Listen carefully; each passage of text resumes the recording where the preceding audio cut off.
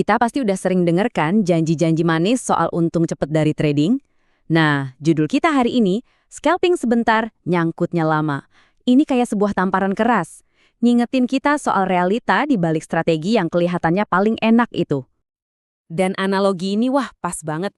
Scalping itu kayak kopi susu 15.000. Nikmat, tapi jantung lo lama-lama protes. Bener banget kan? Dapat untung kecil-kecil tapi cepet, rasanya tuh wah nikmat banget.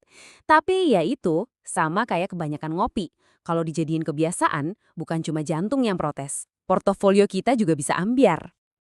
Oke, kita mulai dari akarnya dulu ya.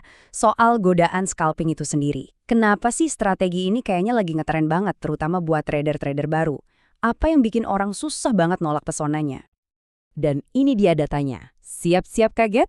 70%. Coba bayangin deh, 7 dari 10 trader pemula di Indonesia, langkah pertamanya di pasar saham itu ya scalping. Ini udah bukan sekedar tren lagi, ini udah jadi fenomena. Kenapa bisa gitu? Ya, alasannya simpel banget. Konsepnya kan kelihatannya gampang banget. Beli merah, jual ijo. Udah, gitu doang. Siapa coba yang nggak tergoda sama janji duit cepet dengan cara yang kelihatannya segampang itu? Oke, dari yang manis-manis tadi, sekarang kita coba lihat sisi pahitnya. Karena selalu ada harga yang harus dibayar. Dan ini bukan cuma soal duit yang hilang, tapi juga soal mental, waktu, dan energi yang terkuras habis. Nah, ini dia perbandingan antara mimpi dan kenyataan. Mimpinya apa? Jadi trader keren, dapat duit gampang. Realitanya, kita jadi kayak karyawan chart nungguin di depan layar tiap menit, tiap detik. Cemasnya itu loh, kayak nungguin chat dibales doi. Intinya ya cuma satu kata, capek bro, gak ada keren-kerennya, yang ada malah lelah. Dan ini poin paling penting yang harus kita ngerti. Scalping yang beneran berhasil itu bukan buat amatiran bro, ini tuh udah kayak olahraga level atlet pro. Butuh fokus yang luar biasa, eksekusi secepat kilat, mental harus kuat baja, internet gak boleh lemot, dan disiplinnya harus kayak atlet nasional. Jujur deh sama diri sendiri, kita punya semua itu kan? Oke, sekarang kita lupain dulu deh soal opini-opini. Kita lihat angkanya langsung. Karena kalau udah data yang bicara, kita nggak bisa ngeles lagi kan? Statistik ini bakal nunjukin seberapa besar sih peluang kita sebenarnya? Dan ini dia tamparan gerasnya. 80–90%. Segitu banyak scalper yang rugi di tahun pertama mereka.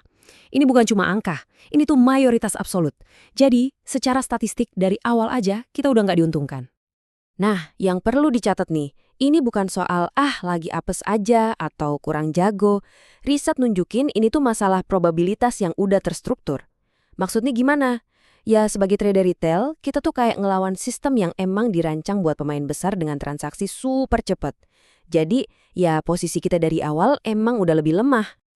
Grafik ini ngejelasin semuanya dengan gamblang. Coba lihat deh bar yang paling kiri, itu buat para scalper. Lihat kan, stabilitasnya rendah banget, acak-acakan. Sekarang bandingin sama yang di tengah dan kanan, trader jangka menengah dan investor. Polanya jelas banget, makin panjang kita megang, makin stabil juga tingkat kesuksesan kita. Terus apa sih biang keroknya kenapa kebanyakan trader retail itu rugi? Biasanya ada 4 nih, manajemen risikonya hancur, mentalnya gampang kena FOMO, pakai leverage kegedean, dan yang paling sering, overtrading. Jarinya gatel pengen ngeklik terus padahal gak ada rencana yang jelas. Oke, setelah dengar data yang seram-seram tadi, jangan langsung pesimis dulu. Ada kok solusinya. Nah, sekarang kita masuk ke bagian yang lebih positif. Gimana caranya ngebangun fondasi trading yang sehat? Jawabannya, pakai strategi campuran. Ini nih ide utamanya. Trader yang awet itu bukan yang cuma jago satu gaya doang. Mereka itu nggak cuma jadi scalper atau cuma jadi investor. Mereka itu ngebangun portofolio yang seimbang dengan diversifikasi. Bukan cuma asetnya doang, tapi juga strateginya. Coba deh, bayangin portofolio itu kayak sepiring makanan lengkap. Makanan utamanya itu saham-saham jangka menengah buat pertumbuhan yang stabil. Terus ada investasi jangka panjang buat dapat kekuatan compounding. Nah, scalping di mana? Scalping itu cuma bumbunya atau mungkin sambalnya. Dipakai dikit-dikit bikin seru, tapi jangan dijadiin makanan pokok, nanti sakit perut. Dan semua obrolan kita dari tadi itu sebenarnya intinya cuma satu kalimat ini. Kekayaan itu datang dari compounding, bukan dari clicking. Ingat baik-baik ya. Kekayaan yang beneran itu dibangun dari sabar, dari pertumbuhan yang berlipat ganda, bukan dari jari yang panik ngeklik tombol buy dan sell. Nah, sebagai penutup, saya mau kasih satu pertanyaan buat kalian renungin. Coba deh sekarang jujur lihat portofolio kalian. Isinya itu makanan utama yang bergizi buat masa depan finansial kalian, atau jangan-jangan isinya cuma sekumpulan snack doang. Enak sih sekarang, tapi nggak bakal bikin kenyang buat jangka panjang. Coba direnungkan lagi.